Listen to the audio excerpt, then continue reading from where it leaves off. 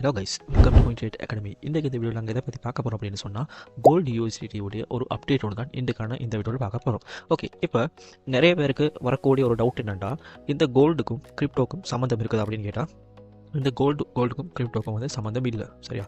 But இந்த கோல்டுடைய technical அனாலிசிஸும் கிரிப்டோடைய technical analysis ரெண்டும் பார்த்தீங்கன்னு சொன்னால் ரெண்டும் வந்து சேமாக தான் இருக்கும். இதோடைய டெக்னிக்கல் அனாலிசிஸ் வந்து சேம், பட் அண்ட் இதுக்கு வந்து சம்மந்தம் இருக்கான்னு கேட்டால் சம்மந்தம் இல்லை. கோல்டு வந்து ட்ரேட் பண்ணுவாங்க ஃபாரெக்ஸில் அண்ட் கிரிப்டோ எக்ஸ்சேஞ்சஸ்லேயும் ஒன்றோ ரெண்டு சில எக்ஸ்சேஞ்சஸில் வந்து அவங்களுக்கு கோல்டு வந்து ட்ரேட் பண்ணி கொடுத்த மாதிரி இருக்கும். பைனான்ஸில் வந்து கோல்டு பை பண்ணி செல் பண்ணுறதுக்குரிய ஆப்ஷன்ஸ் வந்து கொடுத்துருக்காங்க. அண்ட் ஐ திங்க் எம்ஏஎக்ஸில் இருக்குது, ஐ திங்க் கன்ஃபார்மாக தெரியாது, சரியா? அப்போ நாங்கள் இப்போ பார்க்க போகிறது வந்து கோல்டு அனாலிசிஸ். இந்த கோல்டு அனாலிசிஸ் வச்சு இப்போ நீங்கள் ஸ்ரீலங்காவில் கோல்டு வந்து பை பண்ண போகிறீங்க அப்படின்னு சொன்னால், இந்த கோல்டு அனாலிசிஸை வச்சு பார்த்து உங்களுக்கு மார்க்கெட் கீழே வருமா மேலே போகுமா அப்படின்னு சொல்லிட்டு பார்த்து உங்களுக்கு பை பண்ணி கொடுத்த மாதிரி இருக்கும். ஓகே, இப்போ பார்த்தோம்னு சொன்னால் இந்த கோல்டு வந்து எங்களுக்கு ஒவ்வொரு தடவையும் ஒரு சைட் பேஸ் உண்டு, ஒரு அக்யூமுலேஷன் பேஸ் ஒன்று கொடுத்துட்டு தான் எங்களுக்கு வந்து மார்க்கெட் என்ன செய்யும்னு சொன்னால் ஒரு அக்யூமுலேஷன் பேஸை கொடுத்துட்டு தான் எங்களுக்கு வந்து ஒவ்வொரு ஹையையும் வச்சு மார்க்கெட் வந்து எங்களுக்கு ஒரு புல் மார்க்கெட், ஒரு புல் ரன் ஒன்று வந்து எங்களுக்கு கோல்டு வந்து கொடுக்க ஸ்டார்ட் ஆகும், சரி? அப்படி கோல்டு வந்து கொடுக்க ஸ்டார்ட் ஆகினது தான் எங்களுக்கு இங்கே 2020 ஸ்டார்ட் ஆகினது.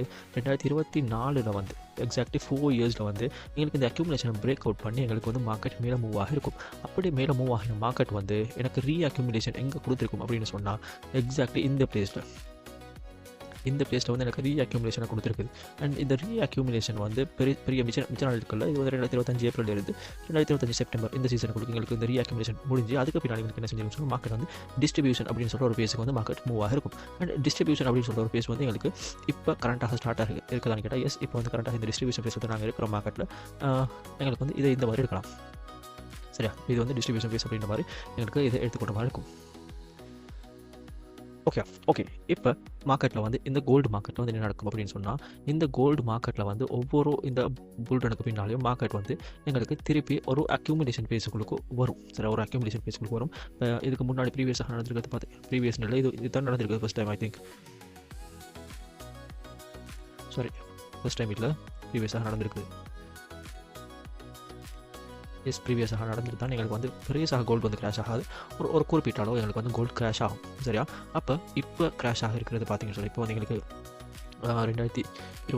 2026 மார்ச்சில் வந்து எங்களுக்கு கிராஷ் ஆகிடுச்சு. கிராஷ் ஆகிடுறதுக்கு பின்னால் மார்க்கெட் வந்து எங்களுக்கு கொஞ்சமாக பம்ப் ஆகிடுச்சு, சரியா? கொஞ்சமாக பம்ப் ஆகின மார்க்கெட் இப்போ எனக்கு என்ன விளங்குது அப்படின்னு சொன்னால், இதில் இப்படி போகிற மார்க்கெட் இப்படி ஒரு சர்க்கிள் வடிவத்தில் போகுது. இப்படி ஒரு சர்க்கிள் வடிவத்தில் வைத்து மார்க்கெட் இப்படி கீழே வரும் அப்படின்ற மாதிரி எனக்கு ஒரு ப்ரெடிக்ஷன் ஒன்று இருக்குது, சரியா?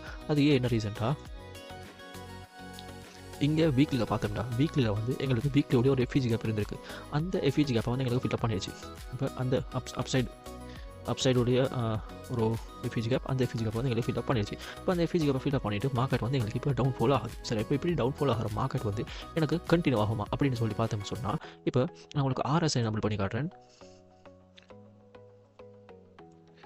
ஓகே, இப்போ இந்த RSIலாம் பார்த்தீங்கன்னு சொன்னால் RSI வந்து ஃபுல்லாகவே ஓவர் போட்டுக்கு தான் போயிட்டு இருக்குது, பட் இன்னும் எங்களுக்கு ஓவர் சோல்டுக்கு வரல, சரி? அப்போ இந்த RSI வந்து எங்களுக்கு ஓவர் சோல்டுக்கு வரணும் கேட்டால் எஸ், இது வந்து ஓவர் சோல்டுக்கு வரணும்.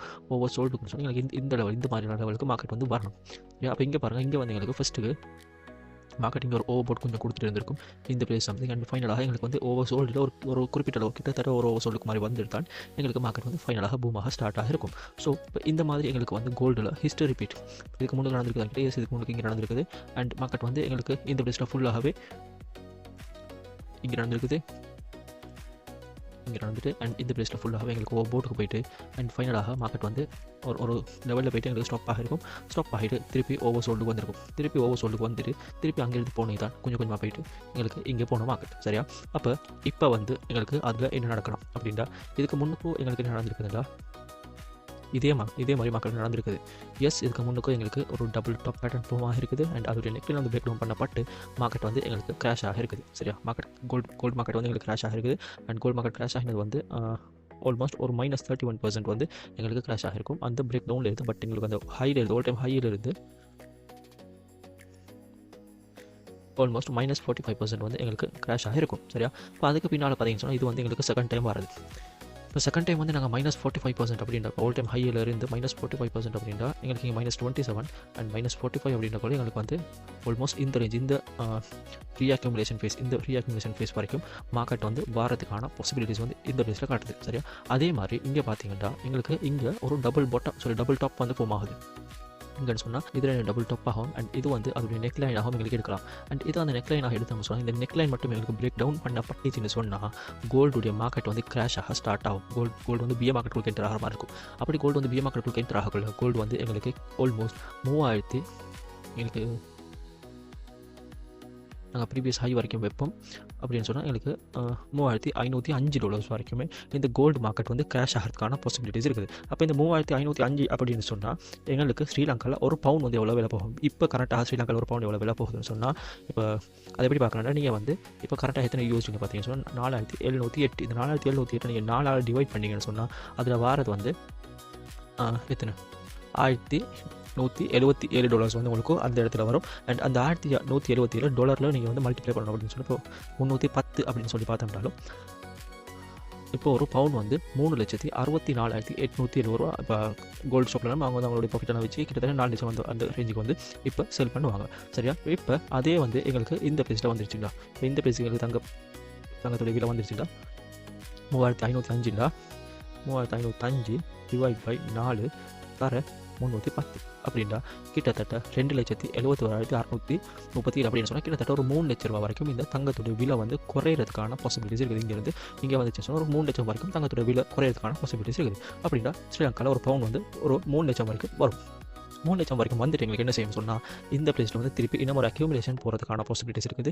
இங்கே இந்த அக்யூமுலேஷன் போனோன்னு சொன்னால் அந்த அக்யூமுலேஷன் வந்து ஐ திங்க் ஒரு 4 இயர்ஸ் வந்து எங்களுக்கு அந்த அக்யூமுலேஷன் எடுக்கும். அண்ட் அந்த அக்யூமுலேஷனில் இருந்து மார்க்கெட் வந்து அதுக்கு பின்னால் ரைஸ் ஆகக்குள்ள எங்களுக்கு இப்போ எப்படி ஒரு பீக் லெவலுக்கு எங்களுக்கு கோல்டு போய்க்குதோ இப்போ எங்களுக்கு பீக் லெவலுக்கு எந்த மாதிரி அடிச்சிருக்குதோ இங்கேருந்து எங்களுக்கு வந்து 2024 $2070 இருந்தது. ஒரு பீக் லெவலுக்கு போன கிட்டத்தட்ட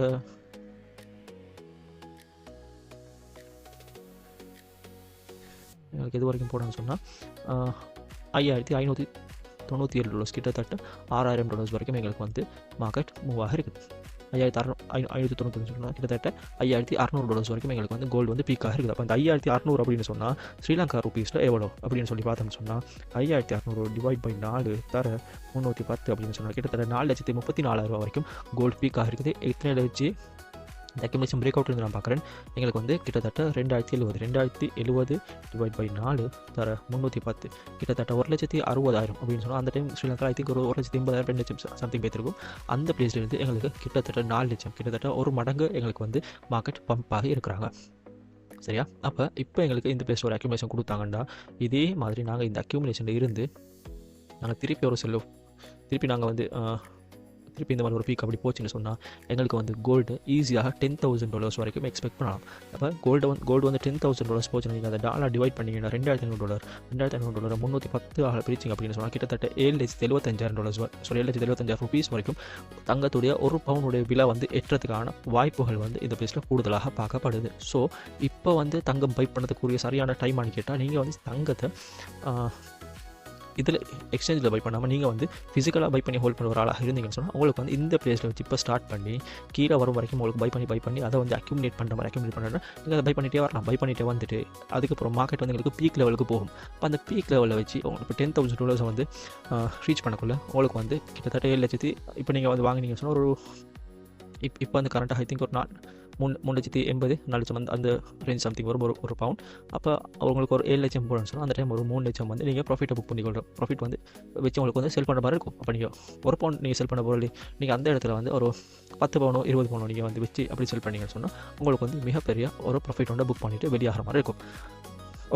ஓகே உங்களுக்கும் இந்த மாதிரி கோல்டாக இருந்தாலும் சரி, ஃபோரெக்ஸாக இருந்தாலும் சரி, கிரிப்டோ கரன்சியாக இருந்தாலும் சரி, நீங்கள் வந்து டெக்னிக்கலி அனலைஸ் பண்ணுறதுக்கு நீங்கள் படிக்கணும். இந்த டெக்னிக்கலி அனலைஸ் பண்ணுறதுக்கு நீங்கள் வந்து எங்கே லேர்ன் பண்ணணும் அப்படின்னு சொல்லி நீங்கள் சர்ச் பண்ணி கொண்டு இருந்தீங்கன்னு சொன்னால் எங்களுடைய CoinTrade Academy உங்களுக்காக கோர்சஸ் ப்ரொவைட் பண்ணுறோம். அந்த கோர்சஸில் ஜாயின் பண்ண விரும்பினாக்கள் மறக்காமல் ஸ்க்ரீனில் தெரிஞ்ச நம்பரை கான்டெக்ட் பண்ணி உங்களுடைய சீட்ஸை புக் பண்ணிக்கொள்ளுங்கள்.